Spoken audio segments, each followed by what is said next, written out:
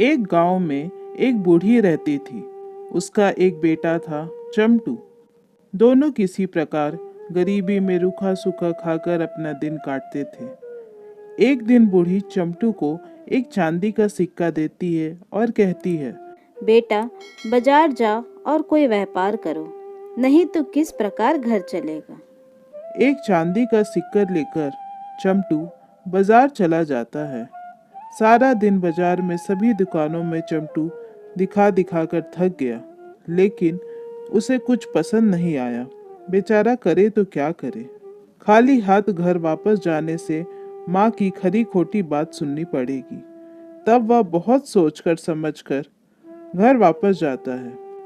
जाते समय एक बंदर का सौदा करता है और इसे खरीद लेता है। अंधेरा होने से पहले घर वापस आ जाता है। बेटा का काम देखकर बूढ़ी गुस्से से चमटू को डांटने लगती है और कहती है, हाय रे कुल का कलंक, तुम बर्बाद कर दिया रे। इस बंदर को क्या करेगा। यही आदत से तो तुम्हारे पिताजी समय से पहले चल बसे। तुम भी अपने पिता के रास्ते पर चल पड़े। इतना कहते ही बूढ़ी गुस्से से अंदर चली जाती है। बेचारा चमटू अपनी माँ की खरी खोटी बात सुनकर दुखी हो जाता है।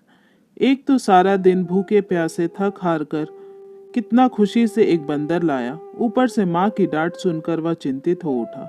चमटू को रोता हुआ देखकर बंदर माँ के पास जाता है और कहता है, माँ, चंपू को मत डांटिए, हम खूब सोना चांदी ला कर देंगे। दूसरा दिन बंदर सुबह सुबह उठकर बहुत दूर एक राजा के महल में चला गया। एक गठरी में अपने मन मुताबिक खूब सोना चांदी बांध कर लाता है और बूढ़ी को दे देता है। बूढ़ी इतना सोना चांदी देखकर खुशी का ठिकाना नहीं रहता है। चमटू को खूब प्यार करती है और बंदर को बेटा बेटा कहकर पुकारने लगती है। उसी तरह बंदर रोज कभी सोना चांदी लाने लगा, कभी मूंगा मोती। देखते देखते चमटू बंदर के प्रताप से राजा बन गया। जो आदमी घास फूस के घर में रहता था, आज उसके पास महल बनकर तैयार हो गया है और लाखों लाख का कारोबार चलने लगा। घोड़ा हाथी से घर भर गया। उसकी समृद्धि का ठिकाना नहीं रहा। गांव के कितने सारे लोग चमटू के घर में नौकर के रूप में काम करने के लिए धरना देने लगे। जो पुरोहित लोग हमेशा दूसरों के ही खाते हैं, उन लोगों को तो मौका मिल गया। पूजा पाठ कराने के लिए चमटू के घर में आना जाना करने लगे। रस रंग से भरा हुआ चमटू बेफिक्र होकर घूमने लगा। बूढ़ी का शान तो देखने लायक था। बूढ़ी बंदर के लिए एक चांदी का चारपाई बना दी और बहुत लाड प्यार से उसे खिलाने पिलाने लगी। चमटू के घर का शान बान देखकर आसपास के लोग हैरान हो गए। कुछ दिन बीतने के बाद बंदर एक दिन बूढ़ी को अपने पास बुलाता है और कहता है, माँ, अब भैया को अब शादी कर लेनी चाहिए। कल हमको एक जगह लड़की देखने जाना है। इसीलिए दूसरे दिन बंदर सुबह सुबह नाश्ता करके घर से बाहर निकल गया और सूर्यास्त होते समय एक राज दरबार पहुंचा। वहां बंदर का खूब मान सम्मान हुआ। उसके सम्मान में फल फूल से भर दिया गया।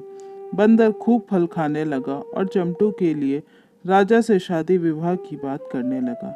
शादी विवाह की बात सुनकर राजा को खुशी का ठिकाना नहीं रहा। उसके बाद बंदर शादी का दिन निश्चित करने के बाद हंसता खेलता हुआ घर वापस आ गया। जब बूढ़ी सुनी कि मेरा बेटा का विवाह राजा के घर में तय हो गया है, तो खुशी का ठिकाना नहीं रहा। अब तो बूढ़ी का बंदर के प्रति लाड प्यार और बढ़ गया। अब तो बंदर का तेल मालिश होने लगा। लाड प्यार का तो अब कोई सीमा नहीं रहा। एक दिन हंसी खुशी चमटू का विवाह हो गया। बूढ़ी के हाथ में तो स्वर्ग का चांद आ गया। दिन रात अब बहू और बेटा के साथ रहने लगी। अब बंदर का हालचाल कोई पूछने नहीं लगा। ना चमटू बंदर के बारे में पूछता और ना ही उसकी बीवी। अगर कभी बंदर चमटू की बीवी को भाभी भाभी पुकारता भी था, तो उसकी बीवी चमटू को गुस्साकर डांट देती थी। बंदर अब इधर का रहा ना उधर का, एकदम बेकार हो गया। बंदर की आंख की नींद उड़ गई।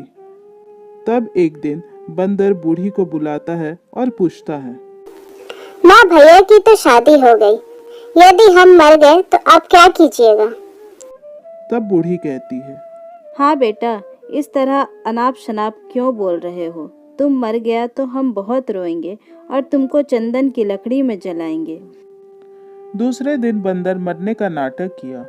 देखने के लिए कि ये सब क्या करेंगे। सुबह जब बूढ़ी देखी कि बंदर मर गया तो थोड़ा इधर उधर उलट पलट कर देखी, लेकिन धन के गर्व के कारण एक थोड़ा भी नहीं रोई, एकदम चुपचाप रही। और बूढ़ी अपना नाक दबाकर चमटू को बुलाती है और कहती है, ये देखो बेटा, बंदर मर गया। जाओ एक रस्सी में बांधकर फेंक आओ, नहीं तो बहुत बदबू आने लगेगा। यह बात सुनकर बंदर क्रोधित हो गया। मन ही मन सोचा, वाह बूढ़ी वाह, वो सब सिर्फ नाटक कर रही थी। अच्छा अब समझे।